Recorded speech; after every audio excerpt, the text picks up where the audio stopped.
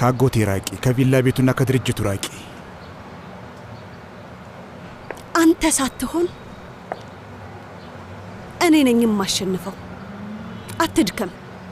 ትሰማለህ? ከድርጅቱና ከቪላ ቤቱ ስትወጡ አጨብጭቤ እየሳኩ ነው የምሸኛችሁ። የምለው ግልጽ ነው። አሁንም ተስፋለኝ እያልሽ ነው? ትገርሚያለሽ። እኔ በተስፋ አልኖርም ነዲም። ምንም ስፈልግ አገኘዋለሁ።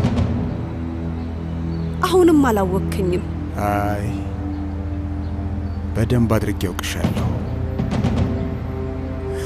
ከኔ ውጪ ማንም ሰው አንቺ ምን ያህል ሰይጣናዊና ክፉ ሰው እንደሆንሽ ሊያውቅ አይችልም። በጭራሽ ሊያውቅ አይችልም። በአንቺ ምክንያት እንደ ሬሳ ኖሬያለሁ።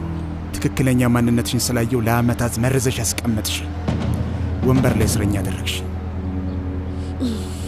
እኔ አጎቴን ፊት ባየው ቁጥር አፍራለሁ። ጥፋተኝነት ይሰማኛል።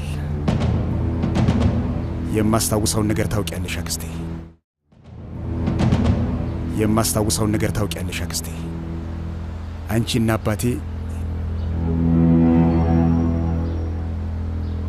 ሁሌም ቢሆን እውነቱን ላጎቴ ብነግረው በጣም እመኛለሁ።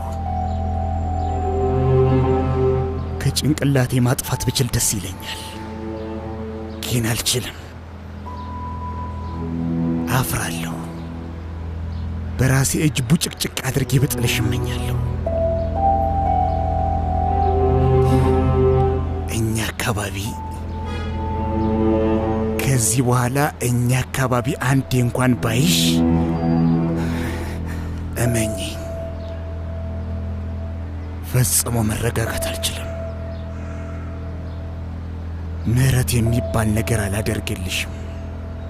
ለአጎቴ ከአባቴ ጋር የነበራችሁን ግንኙነት እነግረዋለሁ። ትሰሚኛለሽ?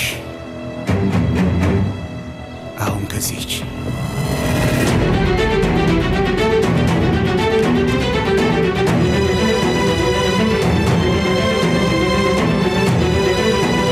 ወይዘሮ ሽንዝን አስወጧት።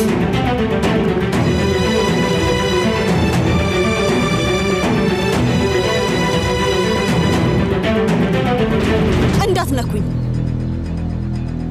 እንዳትነካኝ።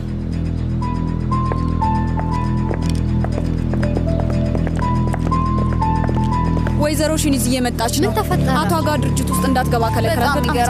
በጣም የሚያሳፍር ነገር ነው። ምን ትመስላለች?